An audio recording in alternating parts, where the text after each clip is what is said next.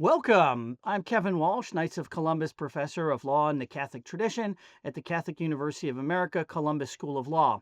I'm pleased to host a discussion today with Reynolds Holding, a research scholar at Columbia Law School and the author of Better Judgment: How Three Judges Are Bringing Justice Back to the Courts, which was published earlier this year by University of California Press. This virtual event is being held as part of the Project on Judicial Virtues at the Catholic University of America, Columbus School of Law, which is housed within the Center for the Constitution and the Catholic Intellectual Tradition, or CIT. Now, for our CIT events on campus, we typically open with a prayer, and let's do the same for this virtual event.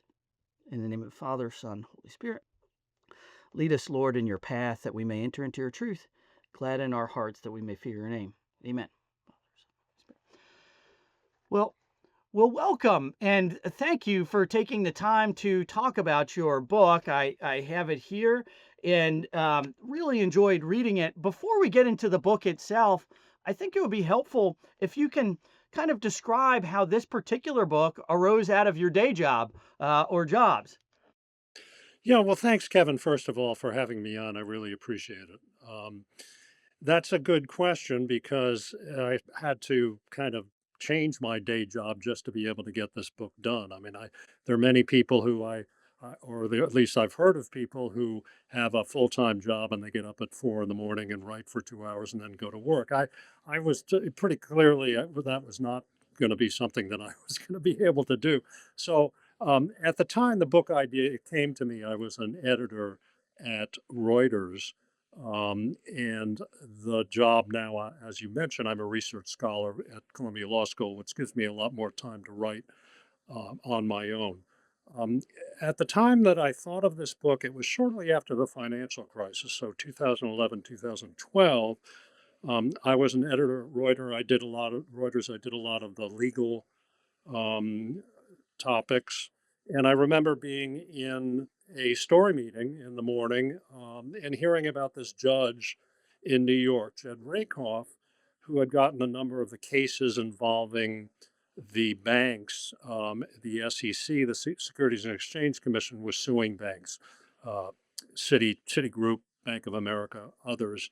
And Rakoff had a lot of these cases, and the SEC would settle these cases fairly quickly and then go to the judge for approval. Well, Rakoff said, I'm not going to approve these settlements because they're done on the basis of neither admit nor deny. The bank is not admitting nor denying the charges. And I don't know, you're asking me to approve the settlement on the basis that they're good for the public and in the public interest. If I don't know what happened, how can I do that? And I remember someone saying, and this was really extraordinary at the time. It's extraordinary still.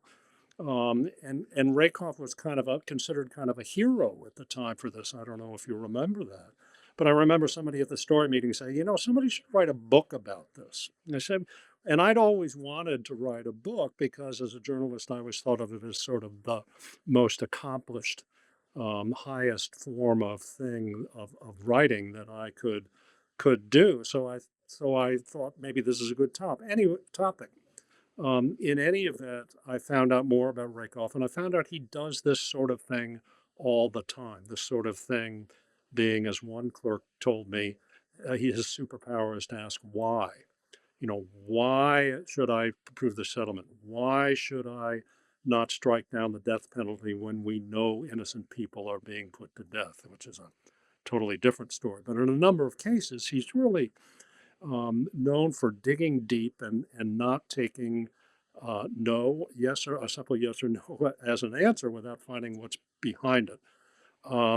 Pretty soon it became clear to me that it had to be broadened beyond Rakoff. So I identified these three other judges that, in very different ways, do sort of the same thing, or really make an effort to dig into the cases, to dig into finding out who the people are that come before them, and also to show that this is not just a unique thing. It's not just with Rakoff. It applies to a variety of federal district court judges.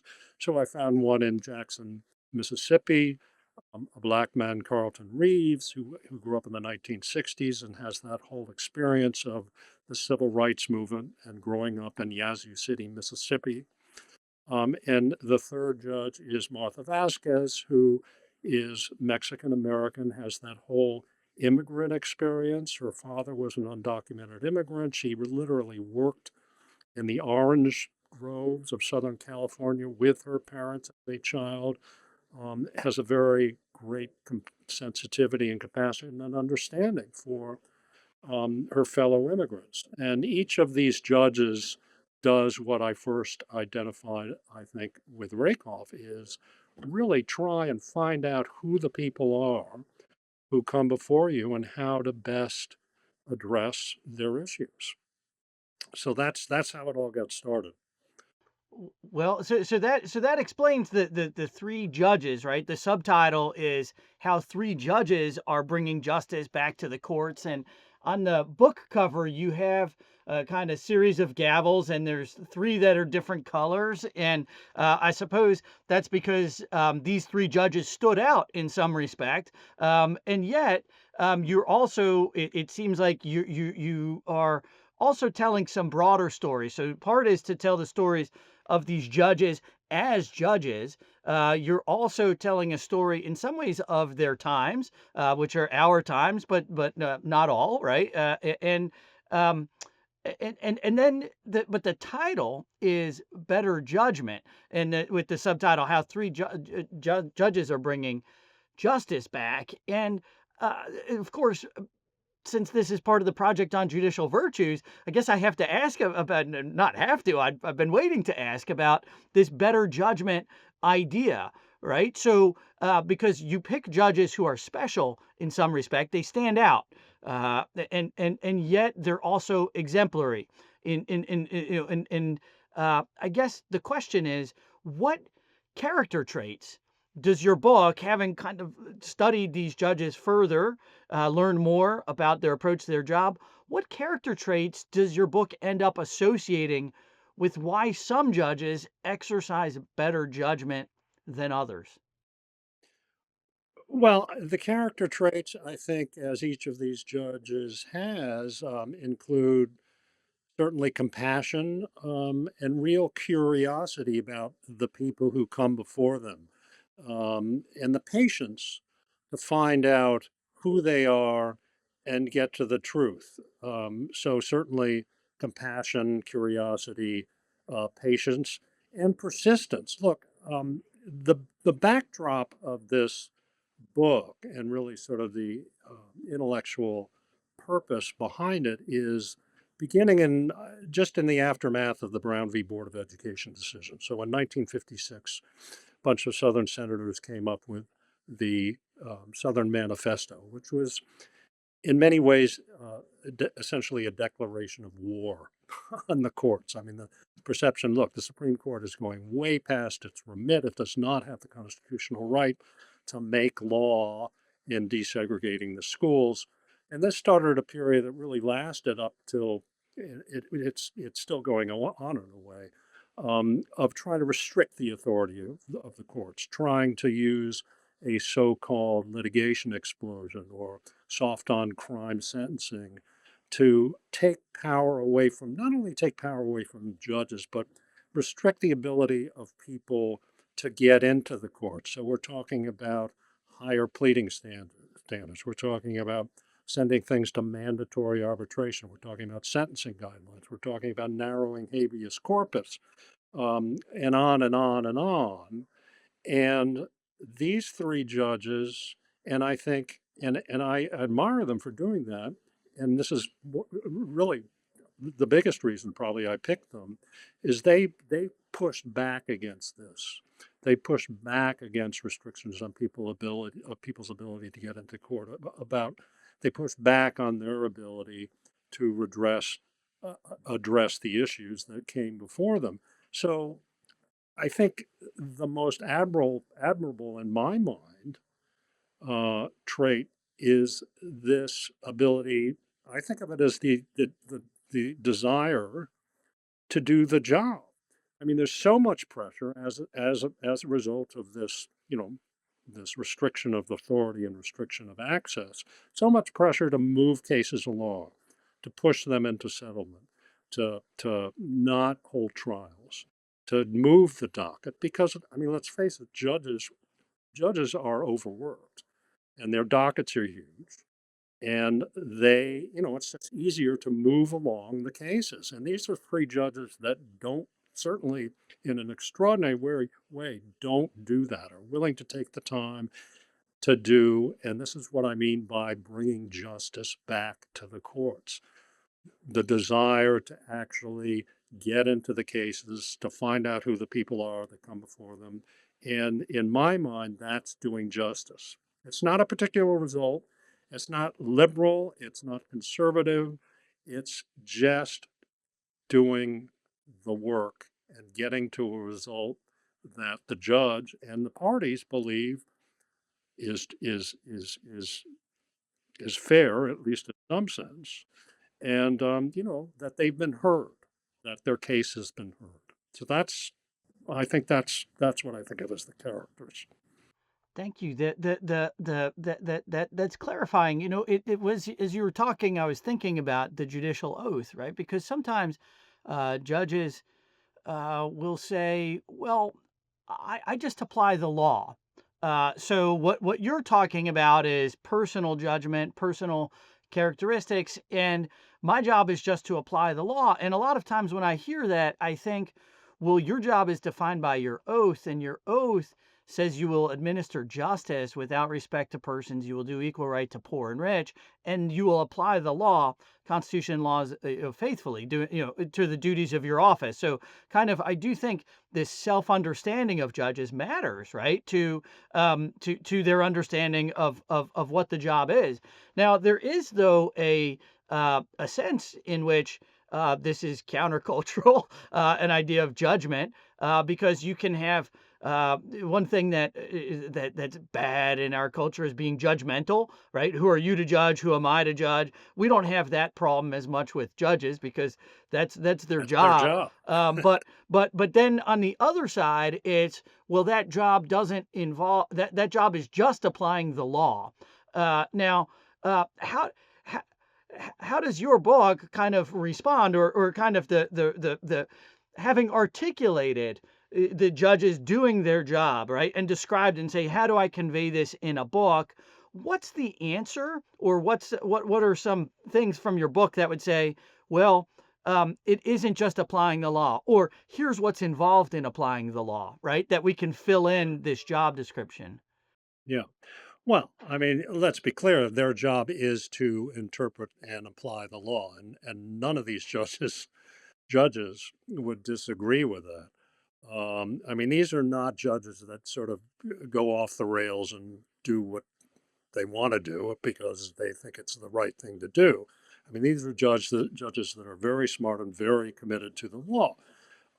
But the law, is not, probably is usually not necessarily clear in a given circumstance with given facts. And there's a lot the law just doesn't address. We're talking fairly, even when in specific laws, I mean, you always get the sense that there are broad principles that come into play. It's certain facts, certain circumstances, certain people that make, applying the law not so easy. You talk about, I mean, for example, you talk about money, the rich and the poor, and that's certainly in the judicial oath. And certainly the obligation of the judge is essentially to, well, is to treat them, is to give them equal. I'm not sure what the words are, but to consider them on an equal basis. But that doesn't mean that they are equal. I mean, certainly the experiences of someone without much money is different from someone who's very wealthy. Certainly, their experiences are different, their needs are different. I mean, it's part of who they are at the point when they come into court. And I think Martha Vasquez in Santa Fe, New Mexico, is particularly cognizant of this. I mean, she lives in New Mexico is a very poor state. Has a lot of immigrants. It's very near the Indian reservations, the Navajo Nation, a number of pueblos. And she really recognizes that these people, I mean, in some cases, for example, natives, federal court is a very foreign experience to them. I mean, there's no federal court near them. She made great efforts that we can talk about if you want to bring her court to them because she recognizes that they need this. And so there's so much more involved than just the law. I mean, Jed Rakoff, he does a lot of cases involving Wall Street, involving large banks, large firms, large companies, and he recognizes that you know punishing a company is often ineffective because it's a cost of doing business if they have to pay a fine or whatever it is, even if it's what we would think of as an enormous fine. But he recognizes that it's not companies that do things or that do wrong; it's people, and he presses very hard in every case. Well, don't tell me the company did this. Who at the company did this? Who at the company is responsible? So the law, as it applies to a corporation, say, is often not enough in his mind if you don't identify the people who are running the corporation and responsible for its behavior. So yeah, I mean, they have to follow the law, and they know that, but the law is not clear in every circumstance, and so it requires, these are people. It requires, as it would require of anyone, personal judgment. And everyone has an ideology. I mean, let's admit to that too. And different people are going to have different judgments and different conceptions of what's right and wrong. Um, so that's, I know I've been kind of going on and on about Well, that, but it's it, that's it's how I it's think about it. Yeah. yeah, and it's interesting to think too as how you pick which cases to talk about. There's a mixture of ones that are Yeah. very fact specific and ones that are law specific. One of the things that I think there's one, at least for all three judges, involves sentencing. Yeah. Sentencing is one where the law is more open textured in the sense that they're given a list of factors that need to be considered, and it would be error to kind of bypass sort of the factors. But the way those factors go, there's not a sort of algorithm for that, and so it will be fact sensitive. I wonder. Let's go to a sentencing case by Judge Vasquez that you talk about. This one, and one of the reasons I like it is because the lawyer, who is a federal public defender, I believe, kind of plays a big role in this, and so and you of course have already told the story better and can tell better than I can. But the gist of it, as I take away, is that someone went on what you might call a bender, high on drugs, and there were multiple robberies that took place, or sort of, this triggered the Armed Career Criminal Act, Right. which kind of defines separate occasions. And in some ways, this lawyer was able to develop a theory tying to the facts that said, well, this.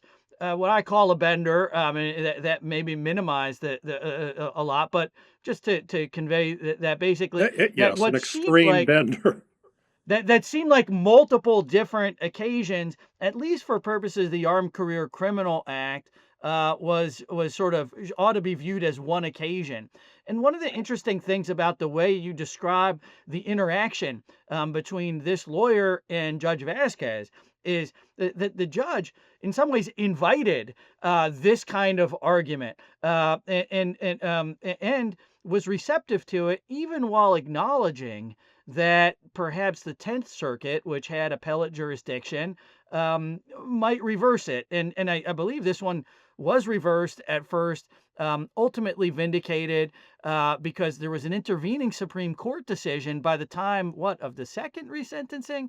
And I'm just wondering if you could take that case and talk a little bit about this relationship between the law and the facts and judicial judgment when it comes to kind of controlling precedent, but precedent that is interpreting perhaps something that might be subject to a different interpretation, and kind of what it means to be faithful to the law and to do justice in a circumstance like that.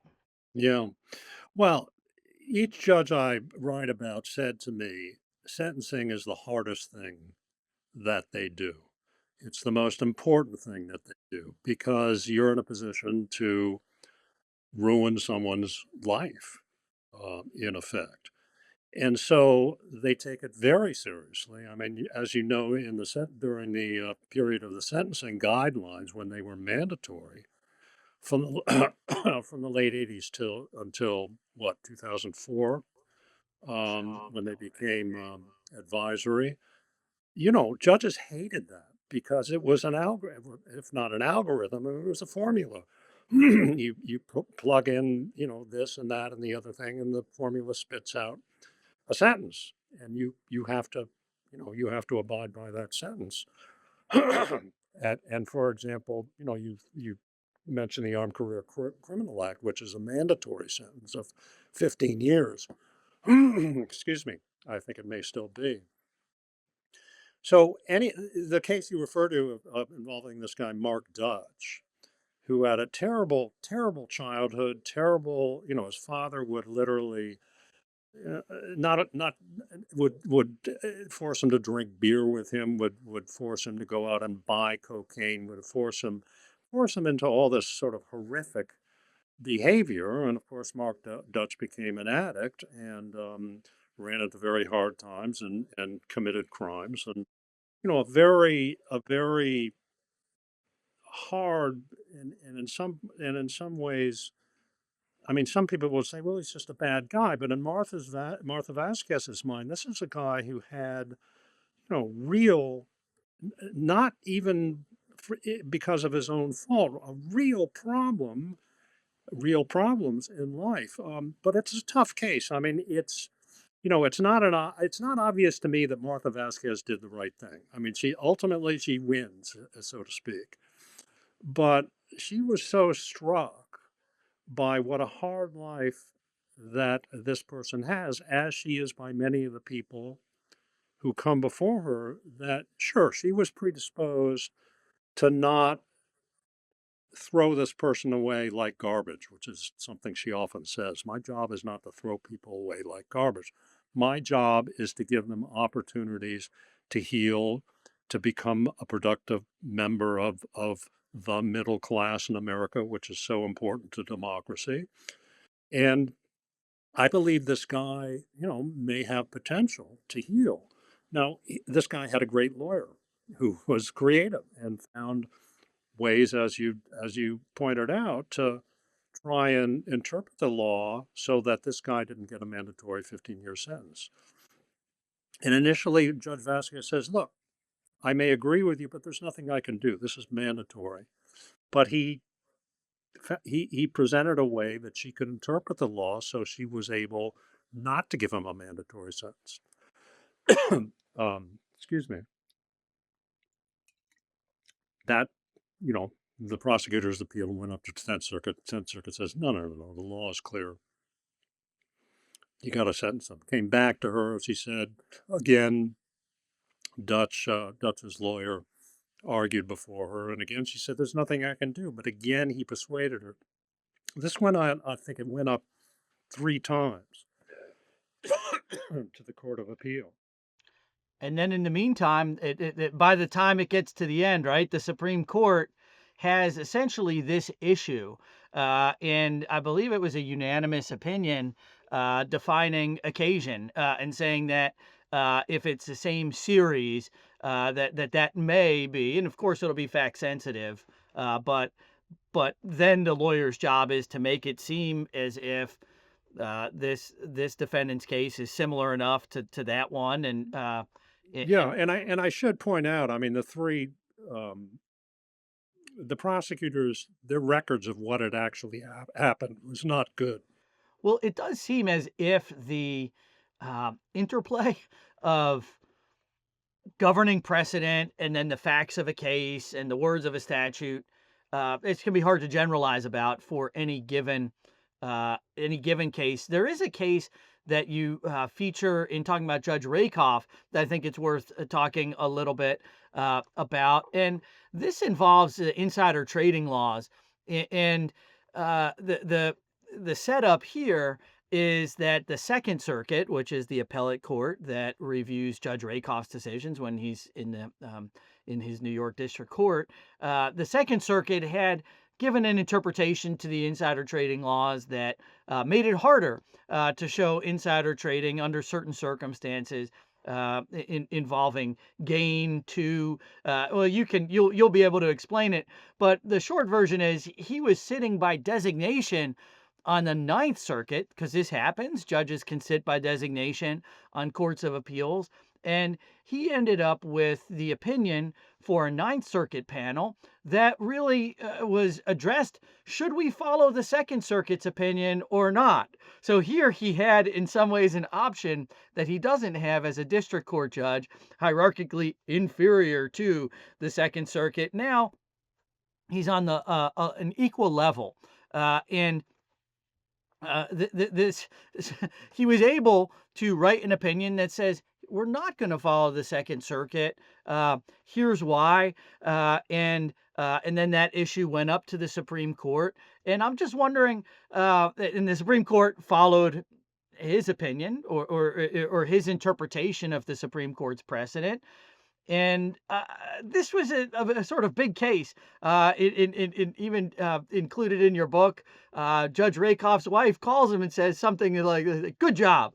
I wonder if you could address sort of what that episode, what lessons might be drawn from uh, the the the binding nature of precedent and how judges can interact with that at different levels, and what sorts of freedom they do and don't have as district court judges compared to Sure. as appellate court judges. Yeah.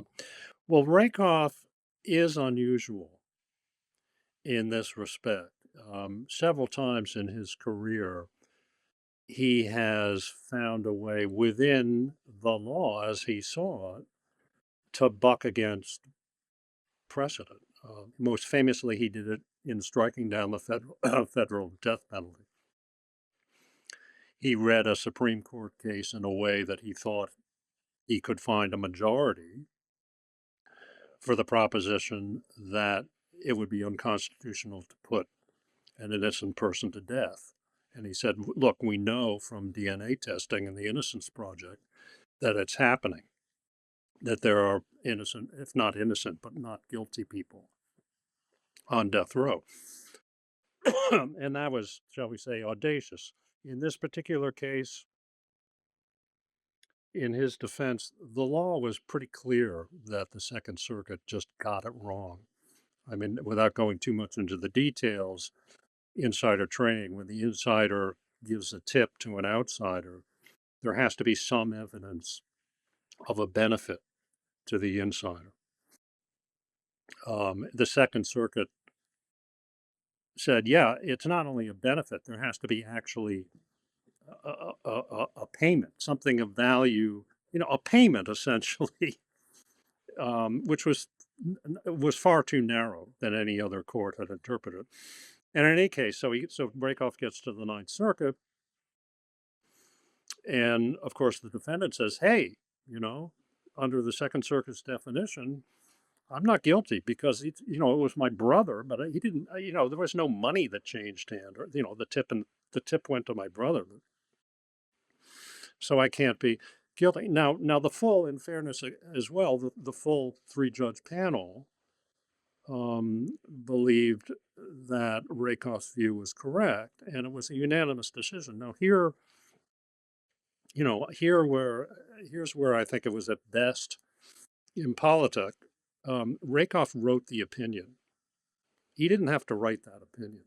He didn't have to stick his finger in the eye, so to speak, of the Second Circuit judges. And I know that the second judges on the Second Circuit were not happy with that. I mean, it could have easily happened that another judge wrote the opinion and Rakoff joined it. But he found himself in a circumstance that it really put him on an equal footing with his bosses. And just as an example, to show how clear the law was, the Supreme Court was unanimous in agreeing with Rakoff's point of view. I mean, that's one. So Rakoff is freer than most judges, I think, certainly freer than most judges in his willingness to challenge precedent if he believes it's supportable in the law, by the law.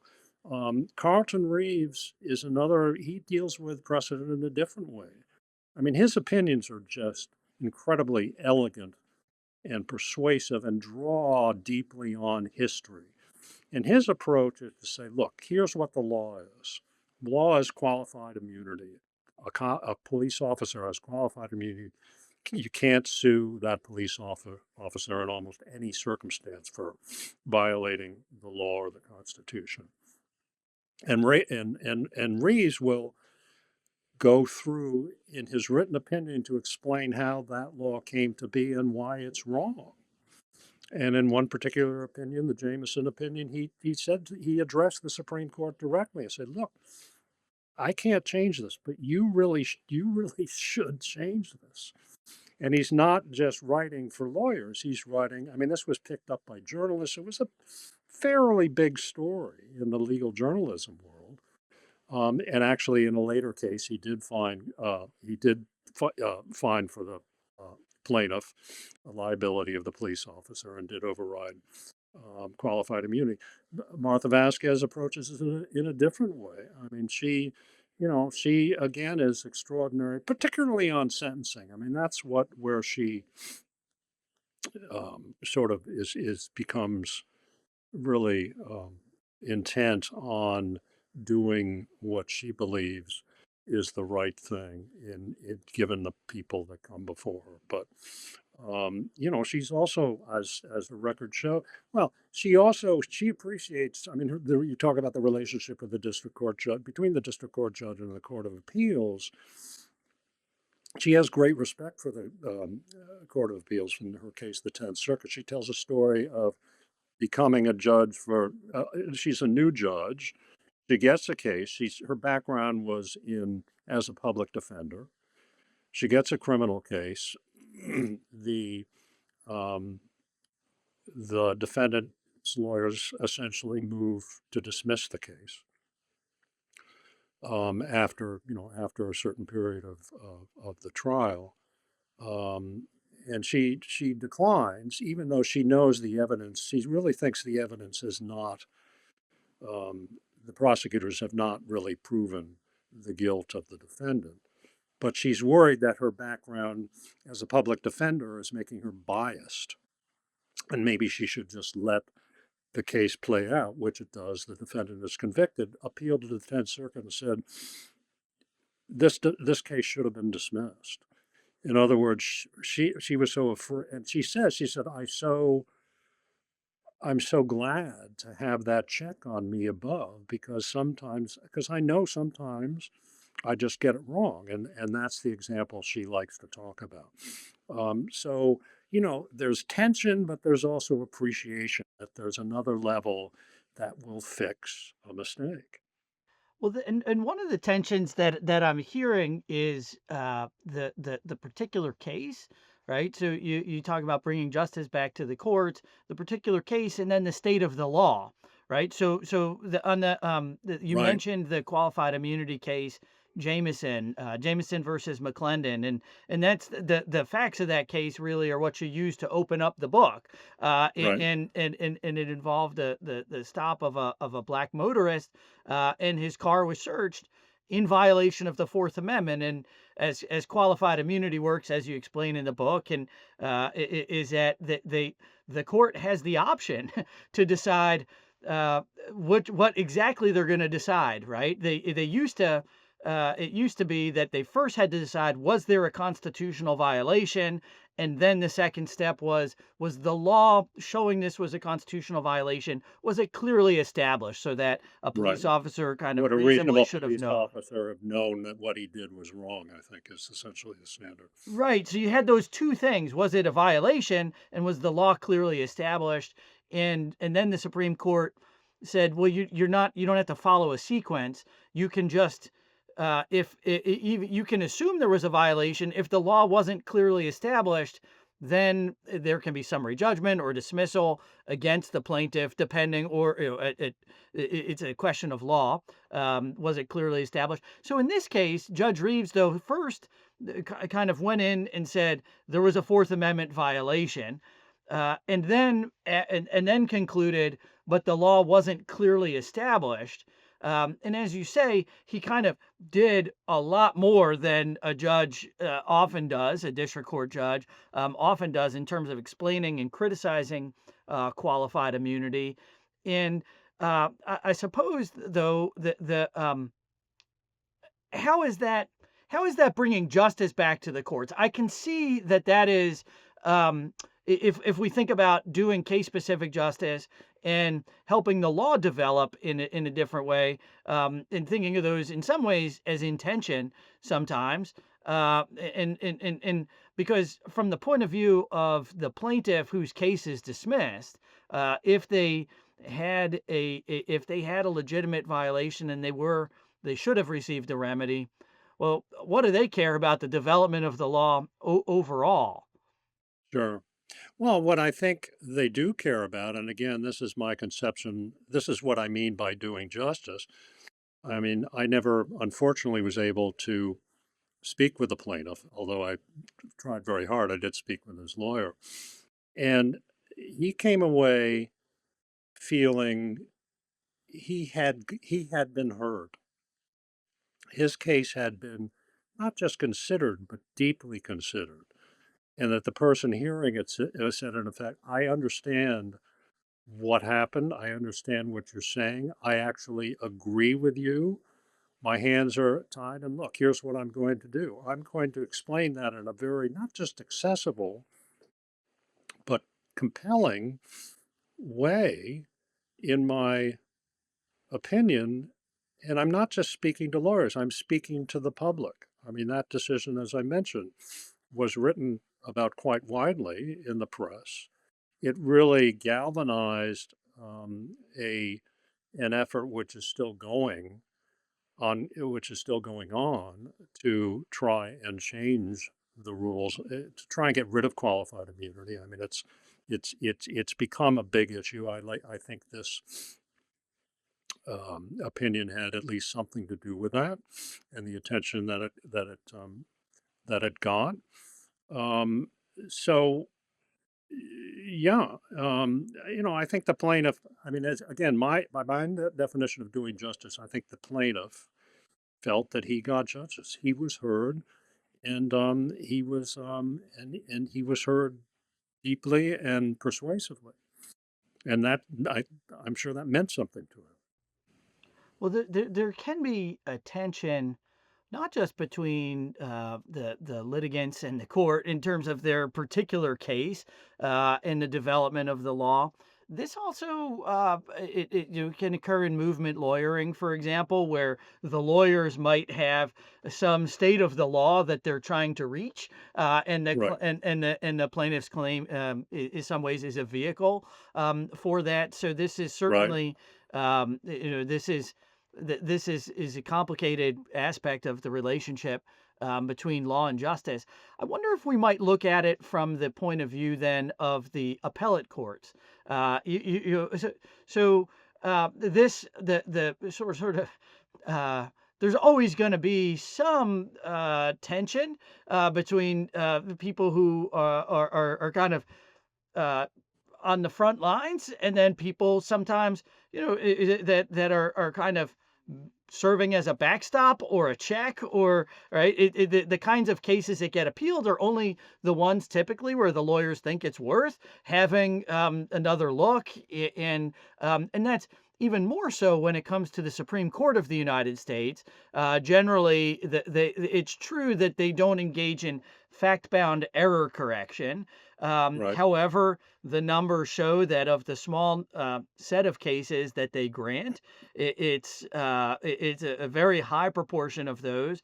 I want to say 2/3 to 70% of those in lately will end in reversals of then the appellate courts.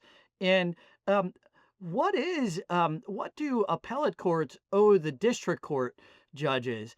So kind of look at it from the point of view, the judges you looked at, what do they appreciate from the appellate courts, and what don't they appreciate from the appellate courts?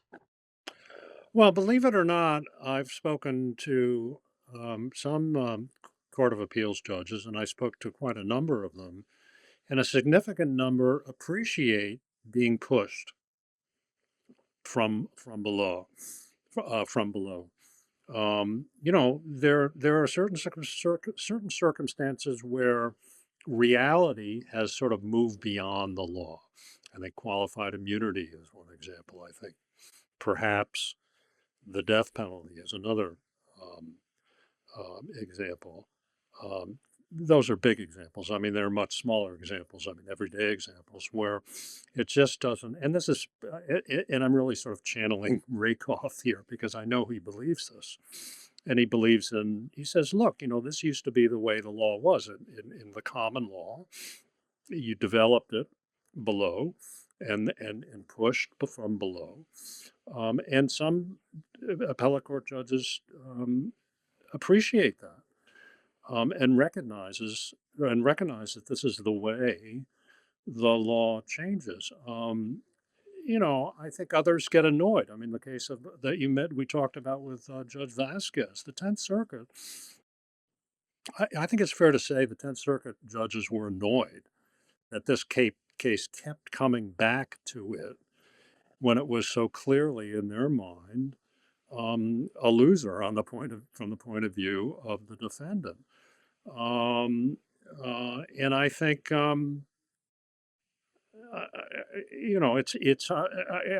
my point being that I think it's a mixed reaction. I mean, some people resent uh, district court judges when they seem to be going beyond the law. Other people's welcome it as a way as forcing them to think through the law and perhaps to agree that there is a way, even within the law, to create some room, so to speak. I mean, I will also point out that, as you know, I mean, the vast majority, hundreds of thousands of cases that district judges decide every year never go up on appeal. I mean, the federal district court judges are the last word in those cases, and I think, as I point out, in my mind, they do the real work of the federal judiciary. I mean, those cases never come close to getting to the Supreme Court. And that was going back to why I wrote this book. I mean, so many people talk about, write about, worry about what the Supreme Court does. And I wanted to bring forth what the people who do the real work of the judiciary, the federal district court judges, do. What do they do? Who are they? What goes on in their chambers? How do they make decisions? Because they are the last word in the vast majority of cases. So, um, uh, and I'm sure the appeals court judges appreciate that and respect the fact finding purpose of the trial court judge. And it's always a question.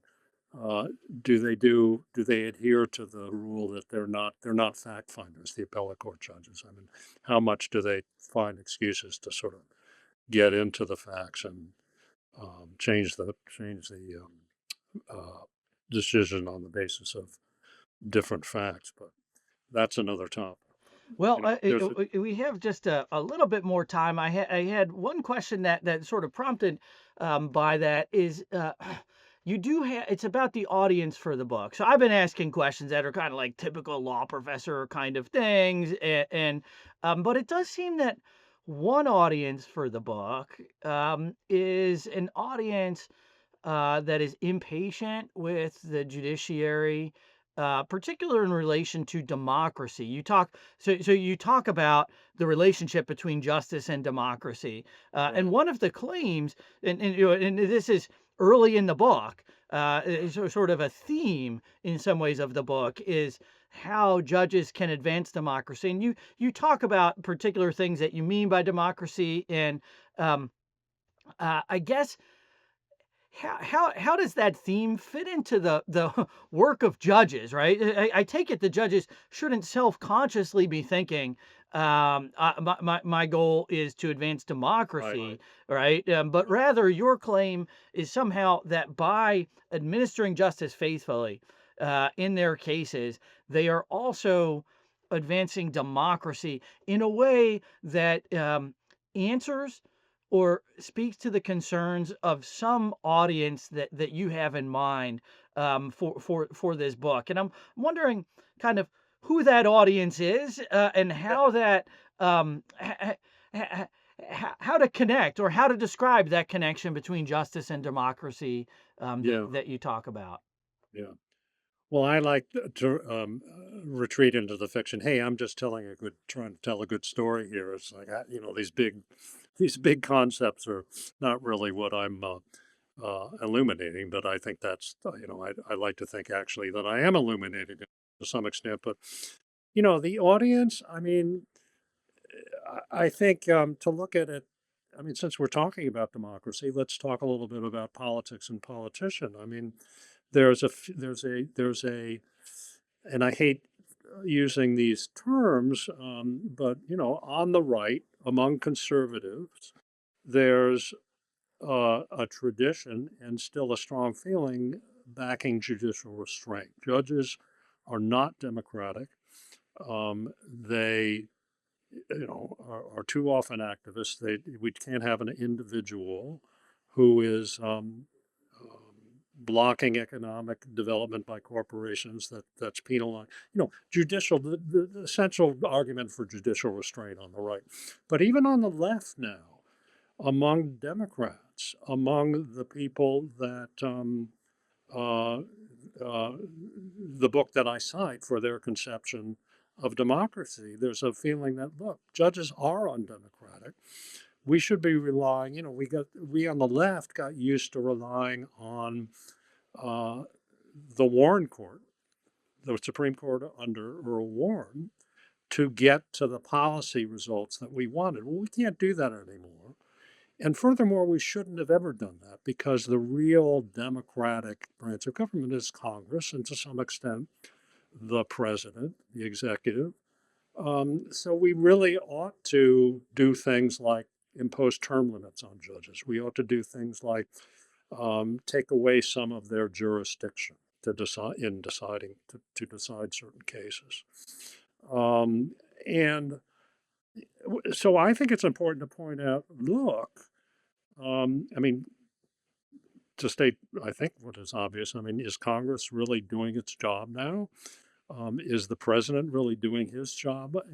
Should we be relying on? I mean, in my mind, we're left with judges, and particularly district court judges, to protect what I see as democracy, our democratic system.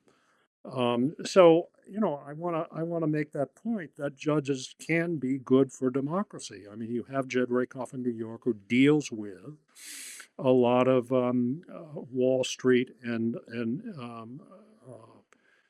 well, a lot of corporations, a lot of firms on Wall Street, which have been accused, I think, correctly, as developing a sort of oligarchy. And his feeling is that it's too easy for these institutions and these people who run these institutions to get away with wrongdoing, to not be held responsible, to view to view fines and judgments as a cost of doing business. And he just wants to make sure that, I mean, I don't think he thinks of it this way because he doesn't have any particular animosity towards, corporate to see again CEOs or heads of investment banks, but he just wants to. He thinks that too often these people are not held accountable in the way that they should. That everyone else is held accountable for their wrongdoing.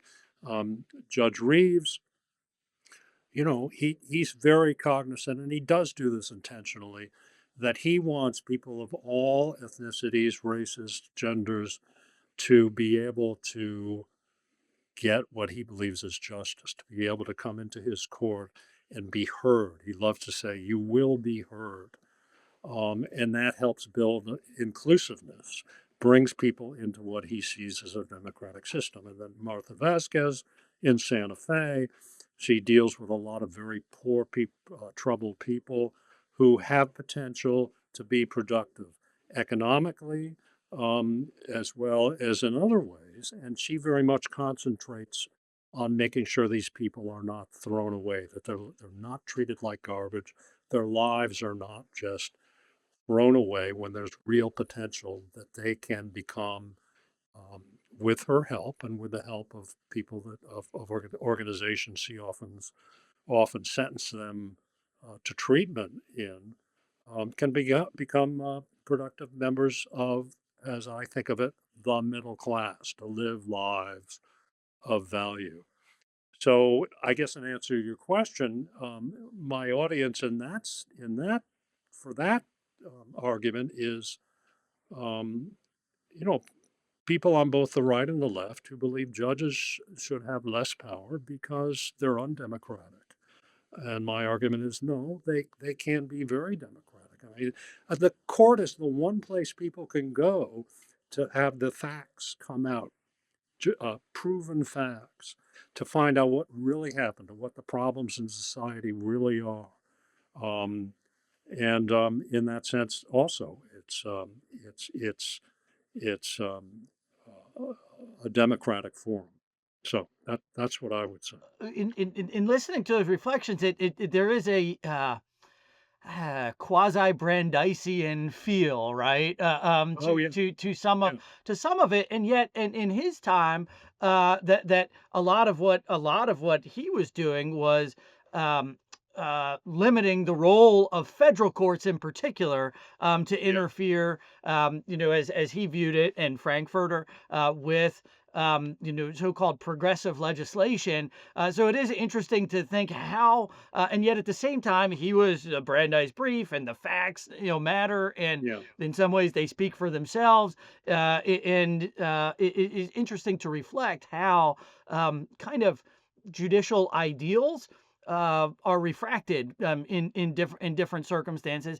I think maybe my last question for you is this, and it comes from the end of your book, where you end with a quotation from Judge Reeves, and he's speaking, I believe, at UVA, his alma mater, right, and the quotation is this: "To fulfill the Constitution's promise to establish justice, we the people need to defend the judiciary."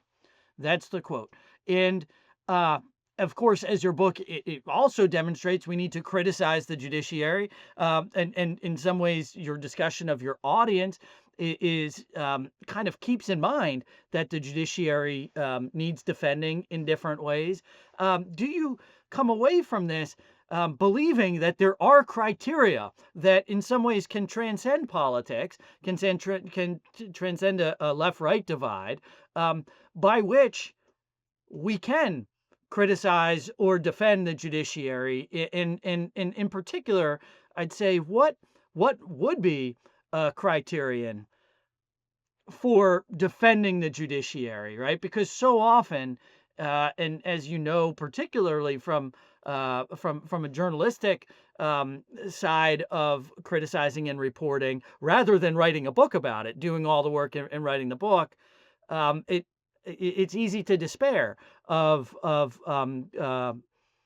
politics kind of being subordinated to the rule of law. So what are are there criteria by which we should defend the judiciary?